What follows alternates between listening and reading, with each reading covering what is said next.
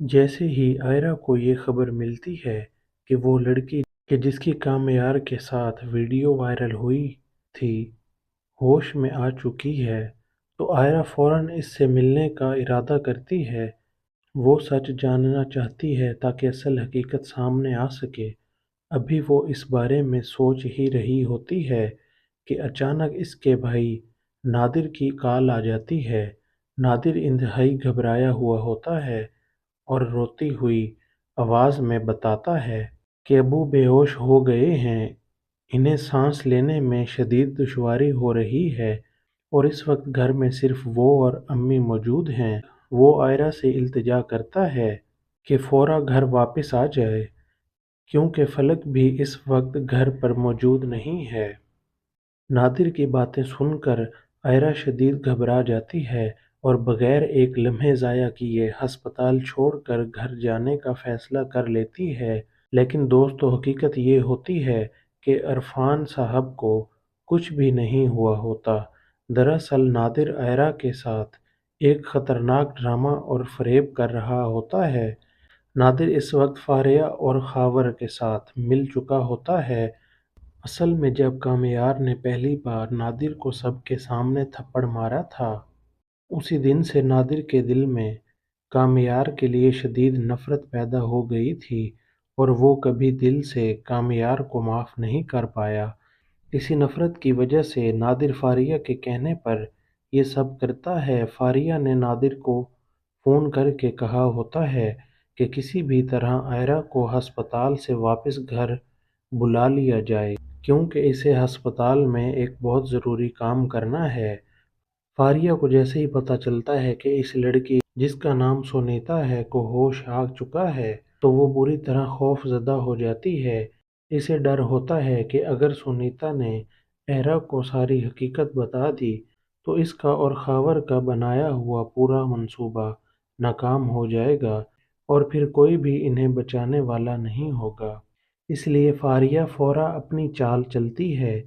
आयरा के जाते ही फारिया छुपते छुपाते इसी वार्ड में दाखिल हो जाती है जहां सुनीता मौत के मुंह से वापस आई होती है।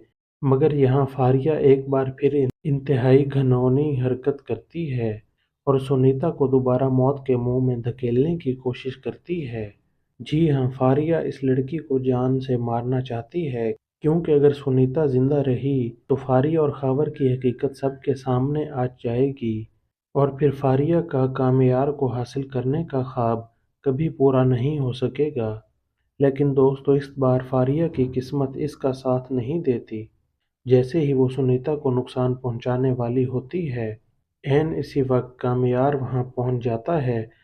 दरअसल कामयार ही इस लड़की की पूरी जिम्मेदारी उठाए हुए होता है।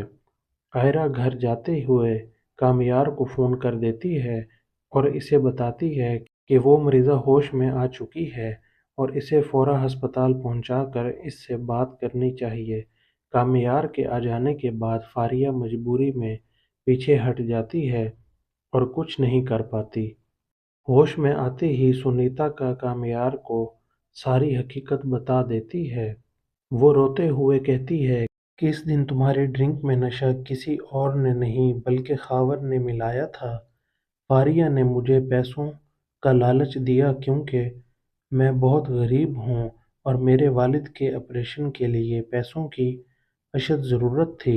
मजबूरी में मैंने फारिया की बात मान ली, मगर मुझे बिल्कुल अंदाज़ा नहीं था कि वो मेरे साथ क्या खेल खेलने वाली है। इसने मेरी ड्रिंक में भी नशा आवर गोलियां मिला दी थी। काम होने के बाद इसने वादे के मुताबिक पैसे दिए और मुझे वहां से भेज दिया। सुनीता मजीद बताती है कि इसे ये भी मालूम नहीं था कि इसकी और कामयार की वीडियो इतनी ज़्यादा वायरल हो जाएगी। जब इसके घर वालों को इस वीडियो का पता चला तो इन्होंने इसे धक्के देकर घर से निकाल दिया और इस दुनिया में अब इसका कोई भी सहारा नहीं है। इसी बेबसी और मायूसी में इसने अपनी जान लेने की कोशिश की थी, मगर शायद किस्मत को ये मंजूर नहीं था। शायद अल्लाह ताला यही चाहता था कि वो सच सामने ले आए। सुनीता कामयार से माफ़ी मांगती है اور صاف صاف بتا دیتی ہے کہ تمہیں برباد کرنے اور تمہاری شادی توڑوانے کے پیچھے کسی اور کا نہیں بلکہ فاریہ کا ہاتھ تھا۔ فاریہ نے خاور کے ساتھ مل کر یہ پورا منصوبہ بنایا تھا۔ جب کامیار کو ساری حقیقت معلوم ہوتی ہے تو وہ غصے میں آ کر فاریہ کو پکڑ لیتا ہے اور زوردار تھپڑ مارتا ہے، اور وہ چیخ کر کہتا ہے کہ تیری ہمت کیسے ہوئی آئرہ کو مجھ سے دور کرنے کی؟ میں تجھ جیسی گھٹیا عورت کو کبھی اپنی بیوی نہیں بنا سکتا۔ کامیار فاریہ کو سخت وارننگ دیتا ہے کہ اگر آئندہ اس نے آئرہ کو اور اس کے درمیان آنے کی کوشش کی تو وہ اسے جیل کی سلاخوں کے پیچھے پہنچا دے گا۔ اس کے بعد کامیار خاور سے حساب لینے کے لیے سیدھا اس کے گھر پہنچتا ہے اور اسے زور کا مکہ مارتا ہے۔ دونوں کے درمیان شدید لڑائی شروع ہو جاتی ہے۔ اسی دوران پولیس وہاں پہنچ جاتی ہے اور خاور کو گرفتار کر لیتی ہے۔ بعد میں عرفان صاحب کو اشتیاق کے ذریعے خاور کی ساری سازش کا علم ہو جاتا ہے کہ کس طرح اس نے فاریہ کے ساتھ مل کر آئرہ اور کامیار کا نکاح توڑوایا تھا۔ سچ جان کر عرفان صاحب کو شدید افسوس ہوتا ہے کہ انہوں نے کامیار پر یقین نہیں کیا۔ وہ فوراً سہیل صاحب کو فون کرتے ہیں، ان سے معافی مانگتے ہیں اور کہتے ہیں کہ جلد از جلد کامیار اور آئرہ کی شادی کی بات آگے بڑھائی جائے۔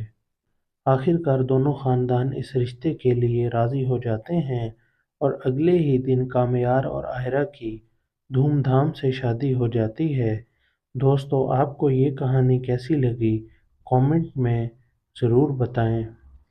ویڈیو کو لائک کریں اور چینل کو سبسکرائب کرنا مت بھولیں۔